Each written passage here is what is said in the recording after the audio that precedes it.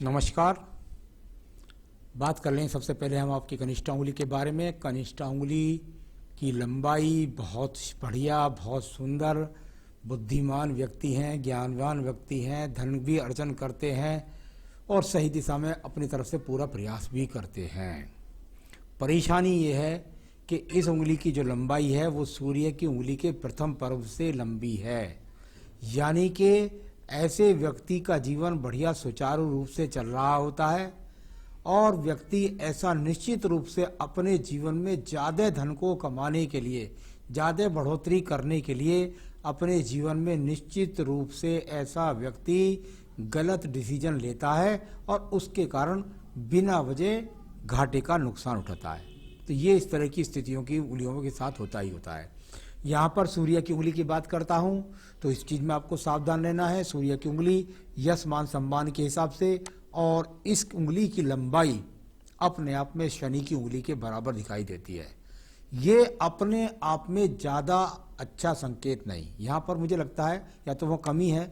यदि ये दोनों उंगलियाँ बराबर हैं, लंबी हैं, दोनों बराबर हैं, तो वो अच्छा नहीं होता। उसमें ऐसा होता है कि पैतृक संपत्ति में विवाद होते हैं यदि बराबर लंबाई है। नहीं है बराबर लंबाई तो यहाँ ये उंगली इस बात को दर्शाती है कि इसका थोड़ा सा अलगाव है, यानी व्यक्ति बुढ़ापे में माता पिता की सेवा नहीं कर पाता। कभी कभी पैतृक संपत्ति का विवाद भी होता है। और यहाँ इस उंगली के तीनों पर्व यहाँ ठीक है। आपकी बुद्धि बल भी ठीक है, आपकी हिम्मत भी ठीक है, आपका मान सम्मान भी यहाँ पर ठीक है। किसी भी प्रकार के कोई बदनामी के योग भी यहाँ पर नहीं है। चलिए बात करता हूँ शनि की उंगली के बारे में। शनि की उंगली और यहाँ पर इसको देखा जाएगा धन की स्थितियों के लिए। तीनों के बार पर्व की बात करता हूँ तो शनि की उंगली के तीनों पर्व वर्तमान में भी अनुकूल स्थिति में है, यानी कुल मिलाकर आप इस समय पर भी आपके पास धन के आगमन निरंतर रूप से बने हुए हैं। किसी भी प्रकार के बड़े रोग के संकेत भी यहाँ पर नहीं हैं। तो ये अपने आप में यहाँ पर दर्शाने वाली ये स्थितियाँ हैं। तो कुल मिलाकर एक तरह से बस मुझे कनिष्ठा उंगली जो आप सबसे पहला फल बोला था, हो सकता है कि आपने ज़्यादा धन कमाने के चक्कर में और कहीं बड़ा इन्वेस्टमेंट कर दिया हो जिसकी वजह से आपको धन का नुकसान हो रहा हो। चलिए अब बात करता हूँ इसके बाद में।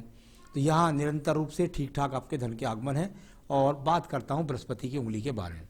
बृहस्पति की उंगली और ये उंगली यहाँ पर सेकंड पर्वत पर भी स्क्रैचिज रेखाएं हैं और थर्ड पर्वत पर भी स्क्रैचिज रेखाएं हैं, यानी कुल मिलाकर के इसको कह देते हैं वर्तमान में भगवान की कृपा नहीं है, यानी कि वर्तमान में धन के लिए संघर्ष हो रहा है। साथ ही साथ सेकंड पर्वत पर भी यहाँ पर निश्चित रूप से ये रेखाएं हैं, माइनर रेखा इसी प्रकार से, जो आपके जीवन में पत्नी के साथ इस समय वैचारिक मतभेद को दर्शाती हैं। मैं बात करता हूं आपके बुध पर्व के बारे में। बुध का पर्व दिखाएगा आपकी वर्तमान की धन की स्थिति के लिए। साथ ही साथ ये बहुत शानदार रेखा है और पर्वत बहुत बढ़िया, यानी कुल मिलाकर बुद्धि की कोई कमी नहीं, व्यापारिक क्षमता की कोई कमी नहीं और साथ ही साथ धन के स्रोत निरंतर आपके पास बने हुए हैं। तो ये यहाँ इस बात के लिए बोला जाता है कि भाई यहाँ बुद्धि का सही इस्तेमाल कर सकता है। इसकी ऊपर वाली उंगली के लिए फिर मैं बोलता हूँ, कनिष्ठा उंगली जब व्यक्ति की सूर्य की उंगली से लंबी हो जाती है, व्यक्ति ज़्यादा धन पाने के लिए अपना नुकसान कर लेता है। अब बात करता हूँ आपके सूर्य के पर्व की। सूर्य के पर्व पर एक बहुत ही मजबूती के साथ रेखा खड़ी है, यानी कि कुल मिलाकर जब इस प्रकार की रेखा व्यक्ति के पास को बराबर में समानांतर रेखाएं लगी हुई हों तो व्यक्ति का कार्य क्षेत्र में अच्छा खासा सम्मान होता है। व्यक्ति राजनीतिक क्षेत्रों के लोगों से संपर्क कर सकता है। व्यक्ति राजनीति करेगा तो उसमें भी व्यक्ति को लाभ मिलता है। और साथ ही साथ अगर युवा अवस्था में सरकारी नौकरी के लिए प्रयास करता तो निश्चित रूप से सरकारी नौकरी भी मिल जाती। अब बात करता हूं मैं आपके शनि पर्व के बारे में। शनि का पर्व और वर्तमान में रेखाएं बहुत यहाँ पर अच्छी खासी दिखाई देती है। भाग्य पर्व पर भाग्य रेखाओं का होना बहुत शुभ माना जाता है। भले ही ये हल्की हैं, जब ये रेखाएं हल्की बनती हैं तो निश्चित रूप से गहरी भी बनती हैं, यानी कि स्रोत धन का है और प्रवाह बह रहा है। और ये और जितना डार्क होता जाएगा उतनी धन की स्थिति आपकी मजबूत होती जाएगी। अच्छा पर्व इसको मैं यहाँ बोलता हूँ। थोड़ा दबा है, खर्चे की स्थिति इस समय ज़्यादा है। मैं बात कर लेता हूं आपके बृहस्पति पर्व के बारे में। बृहस्पति का पर्व और मंगल पर्व से निकल करके आयु रेखा से निकल करके कई रेखाएं जब खड़ी हो जाएं, व्यक्ति के पास स्वयं का मकान, स्वयं की दुकान, स्वयं की संपत्ति, ईश्वर की पूरी कृपा होती है। इसके बाद बात करता हूं मैं आपकी हृदय रेखा के बारे में। हृदय रेखा और एक रूपता के साथ जाकर के शनि पर्व के नीचे यहाँ पर खड़ी खत्म हो गई है।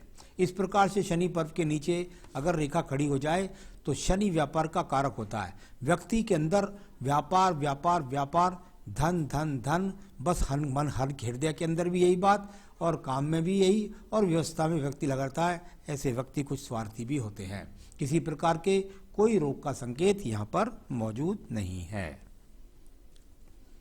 चलिए अब बात करेंगे आपके निम्न मंगल पर्व के बारे में। निम्न मंगल पर थोड़ी बहुत इस समय दूषित रेखाओं के बारे में। ये रेखा यहाँ पर कर्म रूपी रेखाओं के रूप में जानी जाती हैं। जब यहाँ से रेखा निकले और जा करके एक दूसरे को अगर नहीं काटती हैं तो कहते हैं कर्म से व्यक्ति को निरंतर रूप से लाभ मिलता रहता है। मंगल पर्व यहाँ पर बहुत ही शानदार तरीके का आपका यहाँ पर है। कर्म करने वाले व्यक्ति हैं, अगर ज़मीन के काम करेंगे, यदि ज़मीन से प्रोडक्शन वाली चीज़ों के काम करेंगे तो उसके आपको लाभ मिलाने वाला ऐसा मंगल पर्व होता है। इसके बाद बात करता हूँ आपकी बुद्धि रेखा के बारे में। बुद्धि रेखा और बहुत ही समानांतर के साथ में ये बुद्धि रेखा यहाँ गई। बुद्धि रेखा बिल्कुल बैलेंसिंग, कहीं दिमाग के अंदर कोई टेंशन नहीं, कहीं दिमाग के अंदर कोई गलत लेने की शक्ति नहीं, किसी प्रकार से कोई रोग के संकेत नहीं। बुद्धि पूरी है, उसका इस्तेमाल पूरा कीजिए, लाभ आपका इंतजार कर रहा है। बात करता हूँ इसके बाद में आपके द्वितीय मंगल पर्व के बारे में, जो झगड़ों, झंझट, मुकदमा, कोर्ट कचहरी, एक्सीडेंट के लिए जाना जाता है। पर्व अनुकूल है, ऐसी किसी भी स्थिति का सामना नहीं करना पड़ेगा। अब बात करते हैं आपके यहाँ पर सीधा सीधा एक एक्स के बारे में। ये एक्स यहाँ अच्छा एक्स नहीं कहलाता। जब जब जीवन के अंदर यहाँ पर ये दोनों रेखाओं के बीच में एक्स होता है तो पति पत्नी के वैचारिक मतभेद लगातार चलते रहते हैं। तो इस तरह का इस संकेत को जान सकते हैं। अब बात करते हैं चंद्र पर्वत के बारे में। चंद्र पर्वत मानसिक डिप्रेशन बिल्कुल नहीं, किसी प्रकार का एक तरीके से कहें कि भाई कोई बुरा ऐब है, किसी तरह का बुरा कोई संगत का ऐब है, ऐसा भी कुछ नहीं। ये प्रगति कारक रेखाएं हैं। हाथ संघर्ष कर रहे हैं, मेहनत कर रहे हैं, किसी प्रकार के बुरे विचार किसी के लिए नहीं रखते हैं, मन से बहुत साफ व्यक्ति हैं। अब बात करता हूं मैं इसके बाद में, जहां व्यापारिक रेखा मजबूत थी तो यहाँ शुक्र पर्व से ये रेखा निकल करके जाए, एक ही रेखा बनी है, यानी कुल मिलाकर एक व्यापार, एक ही चीज लगातार करेंगे तो उसमें ज़्यादा आपको स्थिरता, एक ही जैसे काम में लगातार काम करेंगे तो उसमें ज़्यादा सफलता। इस प्रकार की रेखा जब शुक्र पर्व से निकलती है, व्यक्ति का स्वयं का मकान भी होता है, उसकी दुकान भी होती है। इसके बाद देखिए आपकी भाग्य पर्व की रेखा, कितनी शानदार तरीके से ये भाग्य पर्वत की रेखा आपके पास में है। यानी कि भाग्य रेखा और लास्ट तक एक काम को दर्शाती है। दूसरे काम का थोड़ा सा व्यक्ति प्रयास करे, साइड में सहायक रेखा लग रही है तो इसमें ज़्यादा आनंद नहीं है। कुल मिलाकर धुंधल के रूप में वो दूसरी रेखा है, दूसरे काम को करने का प्रयास करेंगे तो आपको निश्चित रूप से नुकसान का सामना उठाना पड़ेगा। आइए बात करते हैं आपके शुक्र पर्व के बारे में। शुक्र पर्व और यहाँ संसाधनों के पर्व की बात है। इसमें एक काला तिल आ गया। जब इस प्रकार का काला तिल होता है, पत्नी के साथ वैचारिक मतभेद, संसाधनों के प्रति भूख, यानी अच्छा खासा सब कुछ होने के बाद नहीं ये अच्छा मकान नहीं है, मुझे तो बंगला चाहिए, ये अच्छी गाड़ी नहीं है, मुझे तो इस स्तर की चाहिए। अच्छी बात है, लेकिन उसको भूख इतनी ना बनाए कि वो आपके व्यापार को ही उल्टा परेशानी में डाल दे। तो शुक्र के काम आपके लिए अनुकूल नहीं है। यहाँ बात करता हूँ आपकी मंगल पर्व की रेखा है, ये सपोर्टिंग रेखा जो थोड़ा बहुत साहस आपको प्रदान करती है। आयु रेखा देखिए कितनी बढ़िया आयु रेखा आपके पास में, और जितना बड़ा शुक्र पर्व ये घेरती है उतनी व्यक्ति की लंबी आयु होती है। मणिबंध तक पहुंच गई, यानी कि इसमें से एक शाखा निकल के ऊपर बृहस्पति पर्व को भी जा रही है, यानी कि आयु रेखा व्यक्ति की बहुत लंबी है, 90 वर्ष से कम नहीं है। तो ये आपकी आयु रेखा है। तो ये तो मैंने बताया आपकी सारे हाथ की रेखाओं के बारे में। आपके सवाल बता देता हूं। आपका सवाल है मैं बहुत ज्यादा कर्जे में हूं। जब मैंने आपका पूरा हाथ देखा, इस हाथ के अनुसार मुझे कहीं से कहीं तक ये नजर नहीं आया कि ये व्यक्ति कर्ज में जा सकता है। परंतु एक कनिष्ठा उंगली ने ही तय कर दिया कि व्यक्ति अपने जीवन के अंदर जब कनिष्ठा उंगली थोड़ा आगे निकल जाती है सूर्य के पहले पर्व से, तो निश्चित रूप से ऐसा व्यक्ति ज़्यादा कमाने के लिए एक दूसरी शाखा खोलने का प्रयास करता है, दूसरा काम करने का प्रयास करता है, उसमें बिना वजह से अपनी जुड़ी हुई धन की संपत्ति को लगा देता है और उसी के कारण व्यक्ति कर्जे का सामना कर जाता है।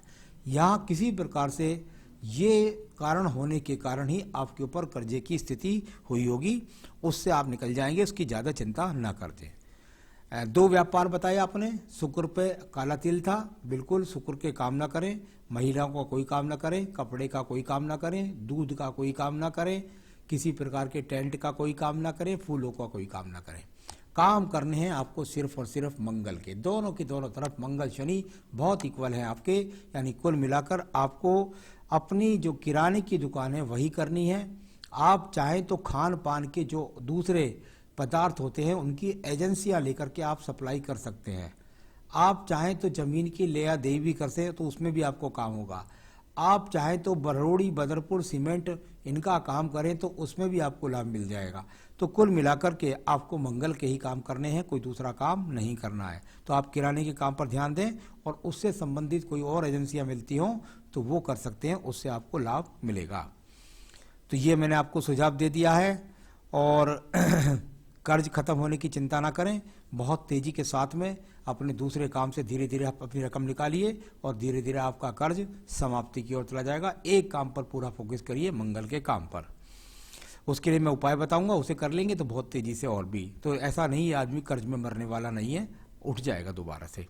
स्वास्थ्य के लिए गड़बड़ी बनी रहती है। स्वास्थ्य की गड़बड़ी के जहाँ तक सवाल है, थोड़ा सा बृहस्पति पर कुछ अनुकूल नहीं मिला था और उसके लिए आप ज़्यादा चिंता ना करें। मैं कुछ पूजा पाठ बता रहा हूँ, उसको कर लीजिए।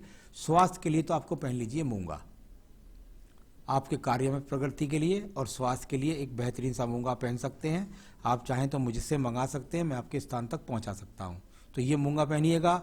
साथ ही साथ रोजाना अपनी दुकान के अंदर श्री सूक्तम और लिंगाष्टकम, श्री सूक्तम और लिंगाष्टकम के पाठ में आपको दे भी रहा हूँ, लिंक कर रहा हूँ।